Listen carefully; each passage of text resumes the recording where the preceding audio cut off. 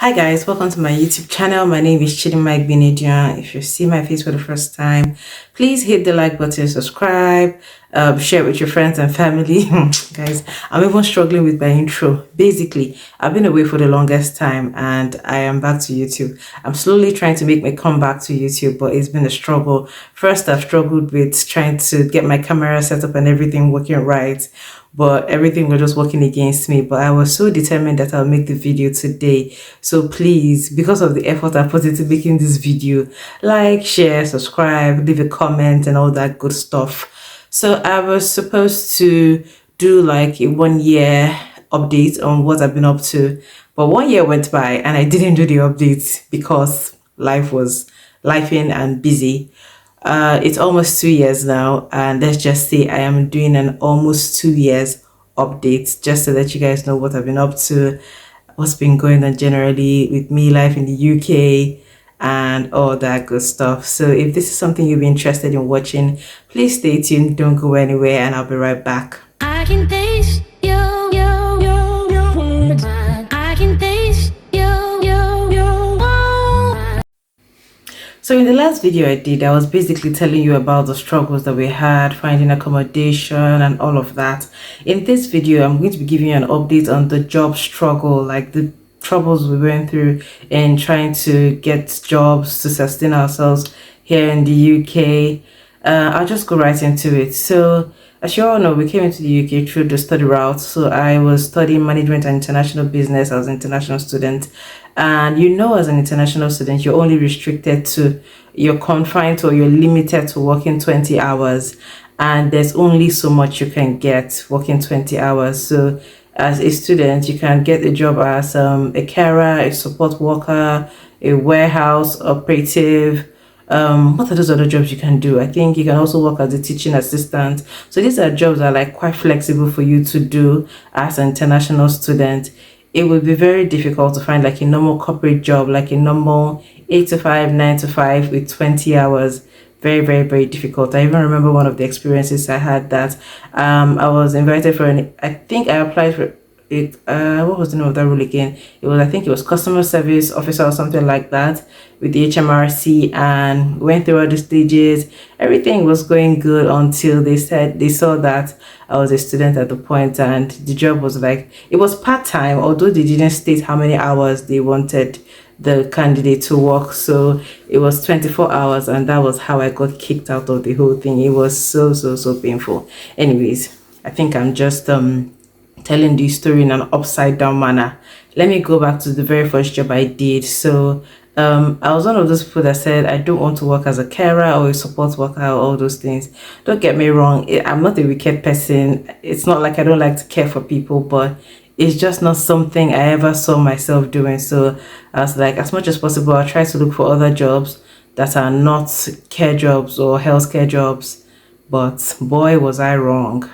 So I applied for this job as a support worker. I was consoling myself that, okay, at least this one doesn't have to do with cleaning people up, taking them to the bathroom, taking them shopping, and all those other things that carers do for people, cleaning up their apartment and things like that. So I went for the interview. Well, the interview was online. I applied for the job on Indeed and did the interview. Everything went smoothly. But before these guys could complete their process, I applied for this job, I think in September. Yes, I applied for the job in September. Do you know that I started the job in November? They took their time processing this, processing that, requesting for every single document they could think of. Police clearance certificate, references from the previous places I've worked in Nigeria, different references from there, this certificate, DBS, this, that. They did that from September. So September, October, November, and that was when I started the job on November 16th, if I remember correctly. So guys, can you believe that I only did this job for like 1 month? In fact, I think I did the job for less than a month. Let me tell you how this job went. So it was a support worker job, domiciliary care. I forgot to add that part, guys. If you're not driving in the UK, please do not opt to do a domiciliary support worker job. It's like the most horrible thing ever, because this is how it works. So I went for my induction at the office where I was hired, and they gave me like an alarm in case the service user gets violent. You press the alarm and some help will come to you, and give me some other resources like the hand gloves, hand sanitizer, and things like that. The next stage was now to shadow a senior carer, someone who had been on the job for the longest time. So of course I agreed to it, shadowing a senior carer. The first day of the job, I was supposed to meet the senior carer at a client's house, or a service user's house as they call it. So I was anxious, didn't know what to expect. So I went there as early as possible. I think I even got there like 1 hour early. It was the first day of the job, so I just wanted to be careful and get everything right. So I got there, it was raining. I just had to hang around, wait around until the senior carer arrived at the place. And then we went into the client or service user's house. First of all, I realized that the whole house was messy. Like, it was extremely messy. You know all those things that they show on TV about people who have like excess clutter in their houses and they actually need an intervention. They actually need all those companies that specialize in taking out clutter from people's houses to just give them some kind of sanity and all of that. When I got into the house, there was barely anywhere to sit, and I was just looking around the house like, oh boy, is this what I'm going to be doing, and for how long? Like, how sustainable is this? I calmed myself down and I sat down. So I was just observing to see what the senior carer was doing. She came in, she saw the service user. The service user was lying on the couch in her clutter, in the middle of her clutter. She was barely saying anything. The carer was asking her, how are you doing? What's up with you? What's going on? Basically trying to chat her up and talk to her.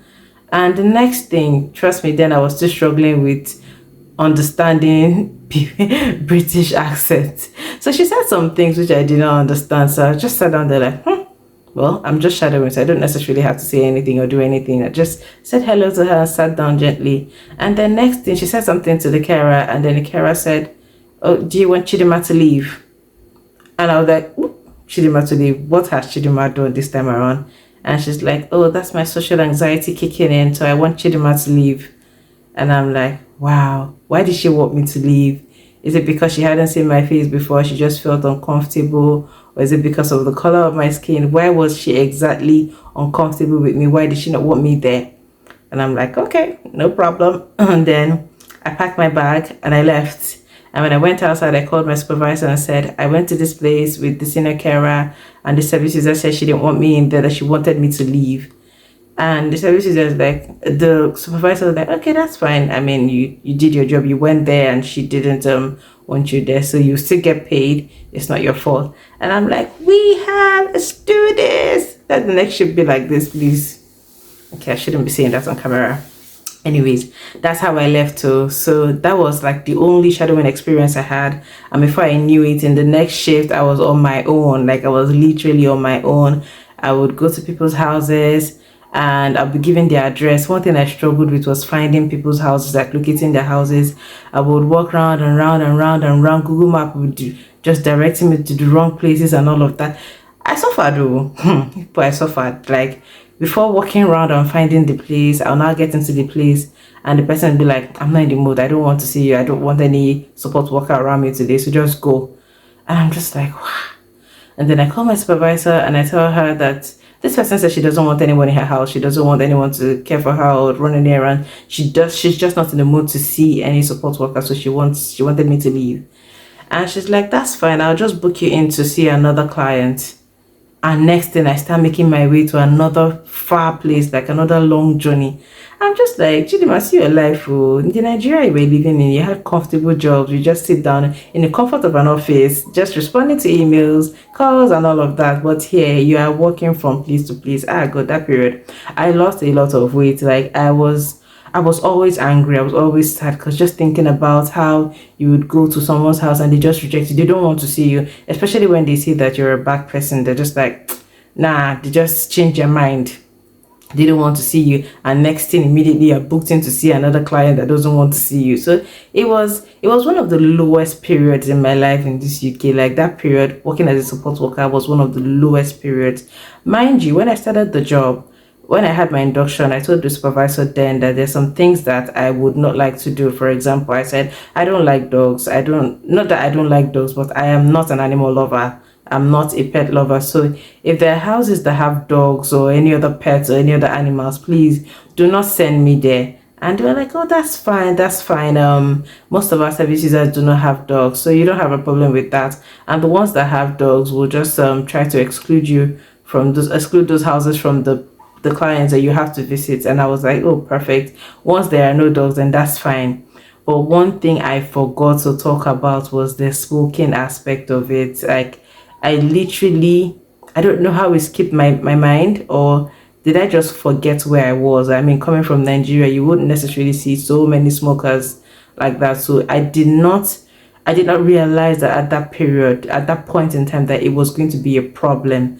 So I would go to service users' houses and open up the door. So many of these people are like vulnerable adults, people that have mental health issues, people that actually have physical disabilities, where you'd have to probably help them with chores in their houses or like run errands for them and stuff like that. So many of them are confined to their houses and barely go out.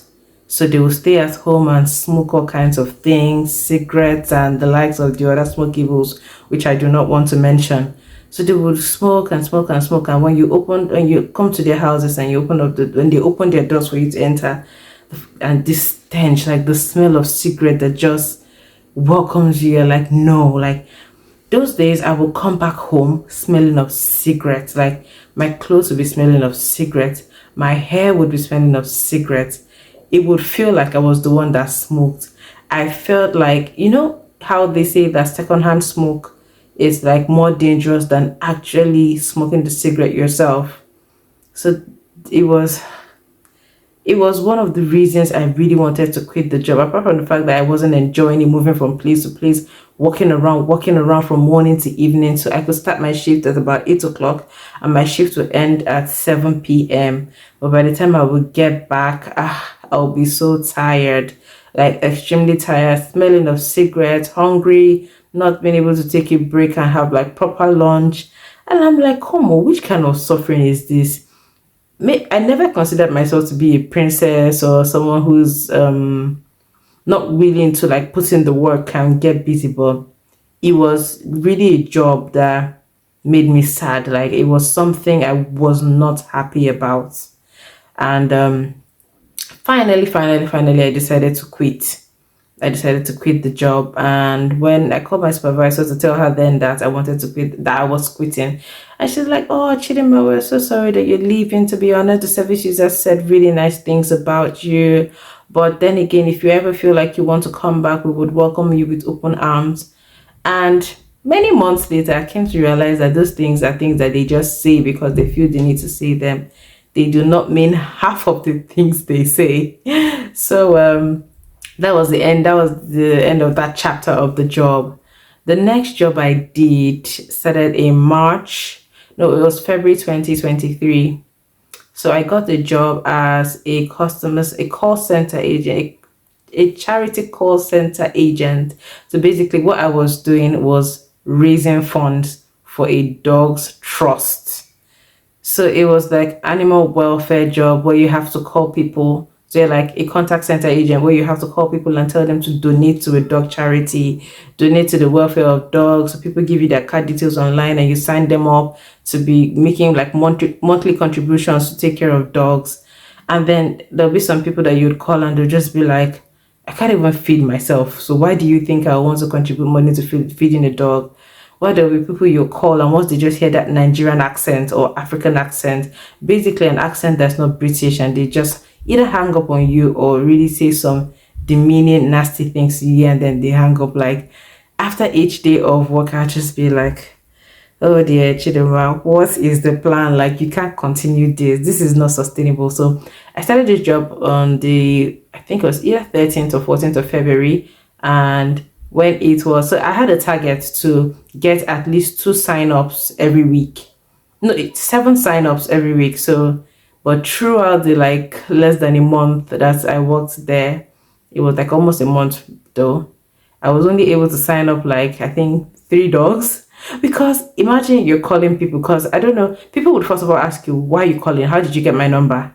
And next thing you start telling them, oh, are you an animal lover? Blah, blah, blah. Do you know how many animals are on the street these days that need to be taken care of? How do you fancy contributing to a charity where you get to make monthly contributions? It's just £1.30 every month, blah, blah, blah. So for the genuine animal lovers or dog lovers, they would do it very happily. Others would be like, I'd love to, but I don't have the money. Others would be like, oh, I already contribute to another animal charity, maybe a cat animal charity.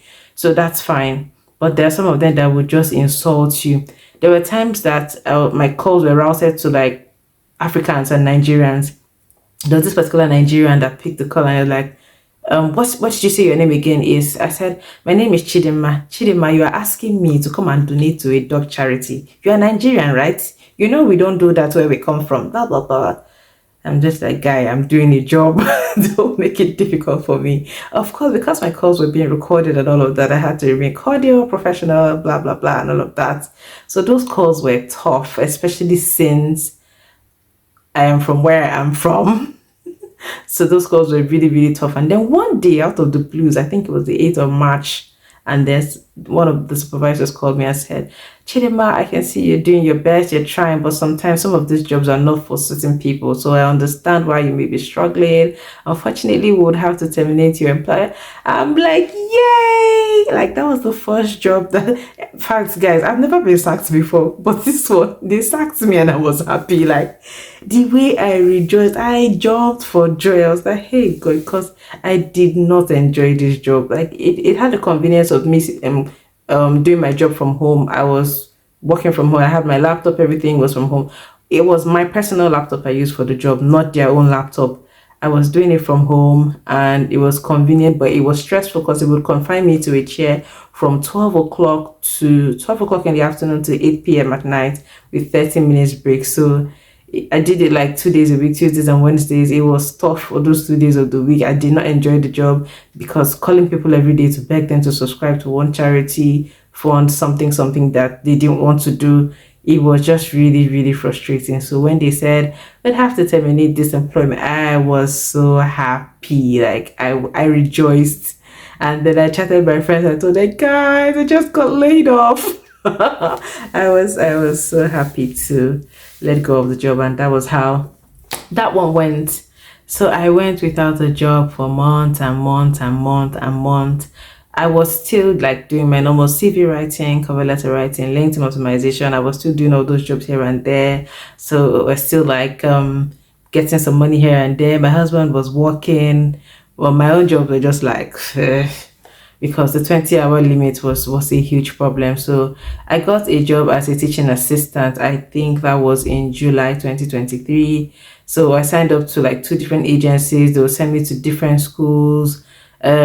It wasn't the dream job, but it was something. It was so unstable because the agency could call in the morning and be like, as early as like let's say 7 o'clock or before 7, Chidima, are you able to go to the school to cover for this shit, blah blah blah. And I'm like, yeah, I can go to the school. And I get dressed and I reach there, and then the school's like, no, we don't need anyone. We didn't request for anyone. We already told them that we don't need somebody for today. And then I had to go back home, and I'll call the agency to be like, I just got there and they said they don't need anyone. And they're like, oh really, just give me a few minutes and I'll call you back. And then next thing, they don't call again. And then I call back to say, you made me waste my transport money to go to the school. You said you would that they needed somebody. After I complained to you, you said you get back to me. You didn't call me back. At least pay for my transport that you made me to wait. Oh, how much is it? How much is it? I tell them, and they say, oh, we'll pay you back. They never paid back till today. They never paid back. So I had a lot of those experiences working as a teaching assistant. You have to sit down with very stubborn children in the class, very naughty children with behavioral issues. Oh dear, Chidima, have you been through a lot or what? And you see children that will say nasty things to you, they will push you away, they're like really naughty, they don't listen to anything. Did I even talk to you about the part where I worked with special education needs children, where they had like what's that thing called, where they make like involuntary moves, like They just push you, they hit you, they bite you. So you need to be careful. On one of those occasions, I was just standing and one child just pushed me and I almost fell and hit my head. I'm like, no, no, no. How long am I going to keep doing this? If you're following up, if you're still watching at this point, can I get an amen? So at this point now, I'd already done like 3 jobs, I think. So first one, support worker. Second one, customer service, work from home. Third one being teaching assistant. So I'd already done like 3 jobs at this point. So I did this teaching assistant job up till like September, I think August, when they went on break on holiday. And when the school went on holiday, of course, I won't get paid because they're on holiday as a teaching assistant. So that's like one of the things I had to worry about. I mean, holiday, no pay, and all that. So fast forward, September. As I said, and mind you, during this period, school was still on, like school activities, going to classes. I was already working on my project at this point. I was fighting with my project members, not like fight, but we were like just basically trying to work things out. And then finally, by September 22nd, 23rd, I submitted my project. I was done with school, like done. And then I started a job. I started like a part-time job as a business support officer in one of the government agencies. And it was, I would say, the dream job. I was enjoying every bit of it. It was interesting, had a good manager. It was very flexible. I was working part-time. And then I told the manager that if it was okay, I would like to start working full-time. So it was a job I really enjoyed. But because of sponsorship issues, I had to leave to where I am currently. If you would like to know about our journey to getting sponsorship in the UK, remaining in the UK, that's like a separate video I would like to do if you're interested. So if you could leave a comment to just say you want me to do a video on how we got sponsorship, I would gladly do that. But just to let you know that there's no shortcuts to this life in the UK. Like, you can not just come, or you should not just come to the UK and expect that in like a few weeks or a few months you're up and running, you have everything all sorted. Like, we had it rough. It wasn't a joke. I did jobs that I would never imagine myself doing. The only time I ever had to work as a teacher in Nigeria was during NYSC. Aside that, I never came close to a classroom for teaching or working as a teacher. Customer service, I did customer service in Nigeria, but I never had to call anyone to tell them to donate to a dog charity and things like that.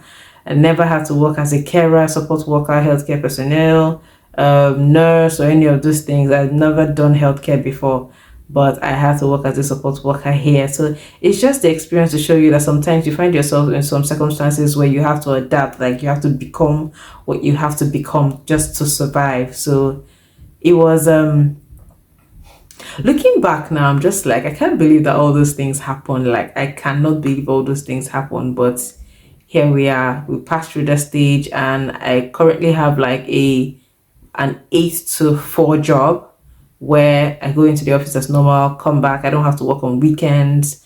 My weekend is my weekend. I do what I want to do with my weekend, and it's just amazing. Someone else could just come and say, oh, you're comfortable, you're doing fine, you don't have to do stressful jobs, late night shifts and things like that.